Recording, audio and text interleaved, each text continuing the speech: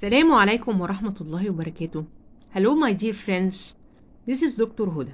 Today is an English lesson. Inshallah, I'm gonna read you a story from Journeys volume 3.1. Let's start. رب اشرح لي صدري ويسر لي أمري واحلل عقدة من لساني يفقهوا قولي. بسم الله. The title of our story is The Harvest Birds by Blanca López de Mariscal and illustrated by Linda Kane.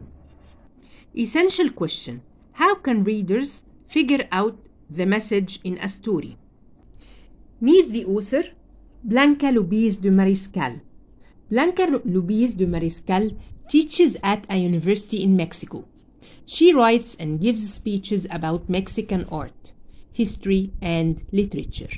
The Harvest Birds is her first children's book. She says she wrote this story because it was important to her to introduce children to Mexican storytelling. Meet the illustrator Linda Kane. Linda Kane lives in the country. She has 2 dogs, a horse and a cat and 2 peacocks. Linda Kane loves outdoor activities such as hiking, skiing, horseback riding. She has traveled to many places in the United States and all over the world. Target vocabulary: harvest, separate, ashamed, borders, advice, borrow, patch, and serious. Target skill: conclusions. Use details to figure out ideas that the author doesn't state. Target strategy: infer or predict. Use clues to figure out more about the selection. Genre: a traditional tale. A traditional tale is a story that people have told for many years. Why does the author say she wrote this story, The Harvest Birds? In a little town where everyone knew everyone, there lived a little man called Juan Zanate. He was given this name because he was always seen with 1 or 2 Zanate birds. Juan used to sit under his favorite tree, dreaming and planning his life. He had wanted to have his own land as his father and grandfather had. However, when his father died and the land was divided, there was enough for only his 2 older brothers. Because of this, Juan had to go to work in the shops of the town. If only I had my own land, my life would be different, Juan thought. He went to see Don Tobias, the richest man in town, and asked to borrow a little piece of his land. Stop and think. Conclusions. Why do you think Juan's brothers got to keep their father's land and Juan didn't? Do you think this is fair? Explain your answer. Don Tobias burst out laughing and his wife laughed with him. Why should I let you use my land? He asked. You don't know anything about making things grow. Sad and ashamed, Juan returned to sit under his tree. It was the only place where he felt really happy. In its huge branches lived a flock of Zanate birds, who were so used to him that they thought of him as their friend. There was one bird who cared very much for Juan and wanted him to find his way in life. This bird was always around Juan, resting on his shoulder or riding on his hat. Juan named him Grajo, or Crow, because Zanates have black feathers. After sitting and thinking for a long time, Juan decided to visit the oldest man of the town. Old people know many things because they've lived longer, Juan thought. He'll give me some advice, and maybe he'll even help me. Juan greeted the old man, whom everyone called Grandpa John, with respect. The old man seemed to be in a good mood, so Juan dared to ask him for a piece of land. Let me prove to you that I can be a good farmer and make things grow, he begged. Grandpa John became serious. I will help you, he said. I will let you use some land. If you fail, however, you must work for me for free for as many days as you have used my land.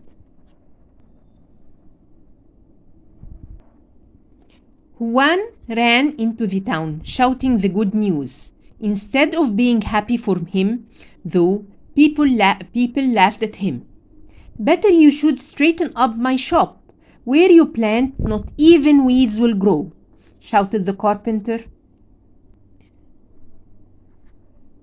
Don't waste your time, Juan. Come and work on this wheel, called the blacksmith. Help me with these sacks of flour and stop dreaming, added the baker. Juan decided that nothing anyone said would stop him. It's time to get to work, he told himself. He began to prepare his land for planting. It was a very tiny patch of land, and she didn't offer much promise of a big harvest. Still, Juan kept working, watched over by his good friends, the Zanates. My head is small like my garden patch, but it's big enough to hold many dreams, thought Juan. He needed seeds to plant but didn't have money to buy them, so he went to the shop and asked for some. Juan, sweep up the corn, bean, and squash seeds from my floor and take them to my pigs, the shop owner said. Then, if you wish, you can take some seeds for yourself. Juan was happy because now he had seeds to plant. He didn't scare away the Zanates the way the other farmers did. Instead, he gave them some of his leftover seeds to eat so they wouldn't be hungry. After all, the Zanates were his friends and he cared for them very much. Graho was always with him, giving him advice as he worked. Days passed and the tiny plants began to appear. Little shoots of weeds came up along with them. The Zanates told Juan not to throw the weeds away as the other farmers did. Plant them on the borders of your land, said the birds.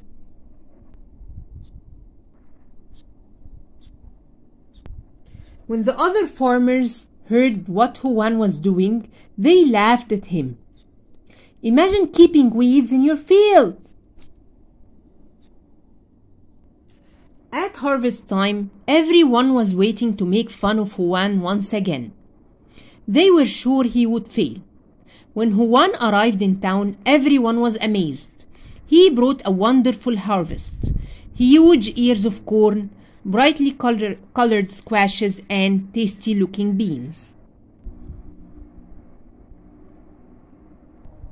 How did you do it? They all wanted to know. Juan smiled and answered, I did it with the help of my friends, the Zanates, the harvest birds. I learned to listen to the voice of nature. Work for me, Juan, everyone shouted. Teach me your secrets. No, answered the old man. Juan works for no one now because I'm going to give him the land that he harvested. Stop and think. Author's craft. Where does the author use use words that make nature seem like a person? What do these words really mean?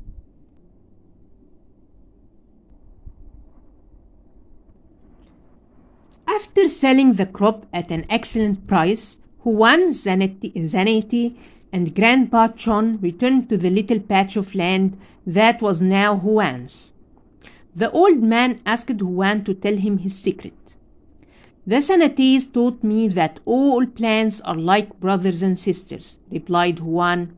If you separate them, they become sad and won't grow. If you respect them and leave them together, they will grow happily and be content. Stop and think, infer or predict. Why was Juan successful? How do you think his life might change as a result of this experience? Now it's your turn. Let's test it. Write about an experiment. Juan says that crops and weeds will grow happily together. How could you test this idea? Write a paragraph that describes an experiment a farmer could do as a test. A harvest song. Create music. With a partner, make up a song about harvest time. If you wish, use details from the story. Perform your song for the class. Turn and talk. The power of nature. With a partner, go through the story page by page. Discuss what Juan says about the Zanates and about nature. Based on Juan's words, what do you think the message of the story is? And now we've come to the end of our story today. I hope you liked it. Please share it with your friends and don't forget to subscribe to our channel. Thank you, dear. Bye.